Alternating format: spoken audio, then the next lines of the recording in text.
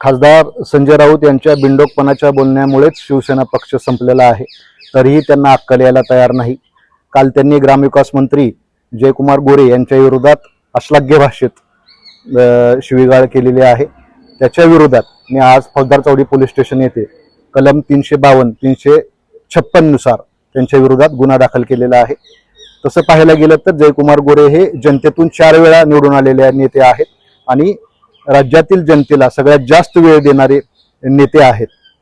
परवा पंढरपूरच्या वारीला ते आजारी पडलेले असतानाही स्वतःच्या जीवाची पर्वा न करता लाखो वारकऱ्यांसाठी ते रस्त्यावर उतरून काम करत होते।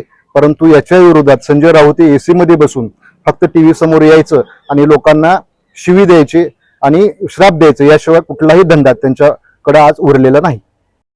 लाईक करा, कमेंट करा आणि हो सबस्क्राइब करायला विसरू नका।